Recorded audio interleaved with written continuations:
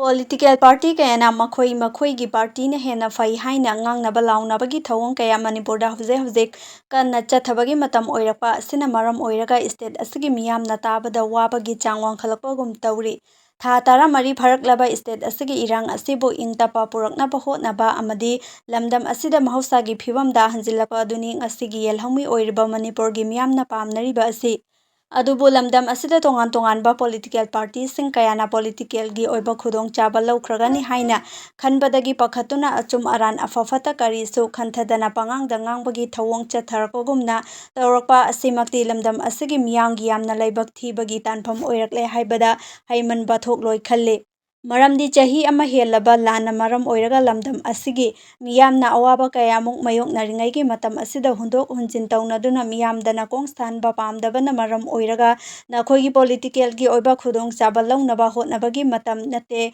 hauzik lamdam asigi miyamna pamnariba adi state asida tangdu laitaba purakpa aduni khangna thabak tawbiyo haibagi wafam kayamuk lamdam asigi maikai kayadagi miyamna ngangnarakli aduga Manipurgi miyamgi ihul khangna political party singna miyambu tangdu laitaba hanjilaknaba hotnariba singna kanano aduga mina afaba tawbada onatainana ngangliba kanano haibasi state asigi miyamna ikhangda khangnaduna leiraba maramna wa yamna ngangbagi mahuta thabak oina pangthok piraklo haibagi kholausing lamdam asigi miyamna lauba haurakli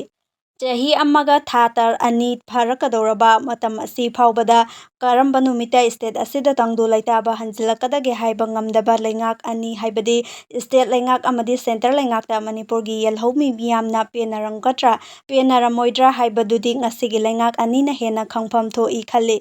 oiraklabe fibam asida Manipurda awa ana nangduna tha tara mari khanglaklaba miyam maru oina relief campta leiriba singbu unaba lakpa singdasu maral sibagi thawong sing asi lamdam asigi miyamna tangninglamgadra natraga taninglamoidra haibasi political party singna hana khanglamdrabasu haujikti khangnabagi matam oire haibasi til yotlaga khanthabagi matamni haina khalli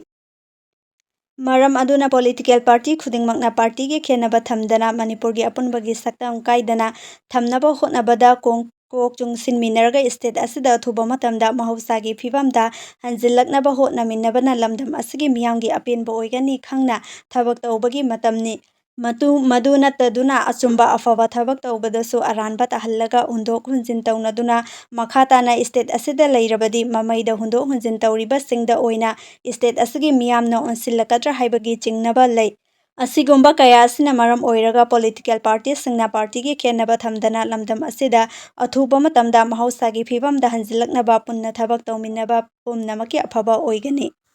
miyamgi mit nakong oihanjariba Impact TV News haiba news networking YouTube channel amadi FB page asibu like subscribe amadi follow tawbiduna support tawbiyo loinana tungkoina miyamgi seba tawba ngamnanaba adongi mamal yamlaba suggestion taramna okjari